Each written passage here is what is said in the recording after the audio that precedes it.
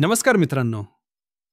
आज आपण श्रीमद भगवद्गीतेचा 3रा अध्याय कर्मयोग समजून घेणार आहोत. कुरुक्षेत्राच्या रणभूमीवर अर्जुन गोंधळलेला आहे.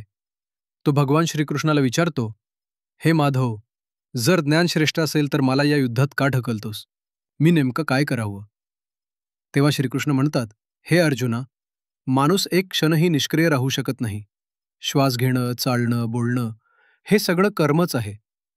म्हणून कर्म न करणं अशक्य आहे. तुला कर्म करावंच लागेल, पण त्या कर्माचं फळ मिळावं अशी अपेक्षा ठेवू नकोस. आजच्या जीवनात सुद्धा आपण बघतो, शेतकरी नांगरतो, आई मुलाला वाढवते, शिक्षक ज्ञान देतो, तेव्हा ते प्रत्येक वेळी फळाची अपेक्षा करत नाहीत. ते फक्त आपलं कर्तव्य पार पाडतात. हेच खरं कर्मयोग आहे. कृष्ण पुढे सांगतात, कर्मण्येवाधिकारस्ते मा फलेषु कदाचन. तुला फक्त कर्म करण्याचा अधिकार आहे, पण फळावर नाही. फळाची आसक्ती सोडून केलेलं काम हेच निष्काम कर्मयोग आहे. मित्रांनो, यामधून आपल्याला अनेक जीवनधडे मिळतात. पहिला धडा, कर्तव्यापासून पळ काढू नका. काम कितीही कठीण असो, जबाबदाऱ्या स्वीकारा. कर्तव्य टाळणं म्हणजे जीवनातून पळ काढणं. दुसरा धडा, फळाची अपेक्षा न ठेवता काम करा. आज आपण पगार, फायदा, लाभ यासाठीच धडपडतो, पण खरी शांती तेव्हाच मिळते जेव्हा आपण काम पूजा मानतो.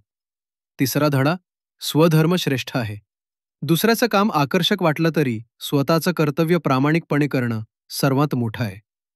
चौथा धडा, आदर्श निर्माण करा. ज्ञानी व्यक्ती जर निष्क्रिय राहिली तर समाज कुणाकडून शिकेल? म्हणून प्रत्येकानं आपल्या वागणुकीतून समाजाला योग्य दिशा द्यायला हवी. कर्मयोग आपल्याला शिकवतो, कर्म करा, पण फलाची आसक्ती सोडा. कर्तव्य निभावा, तेच तुमचं साधन आणि तेच तुमचं साध्य आहे. मित्रांनो, तुम्ही तुमच्या जीवनात कोणत्या जबाबदारीला सर्वात प्रामाणिकपणे निभावता? कमेंटमध्ये जरूर सांगा.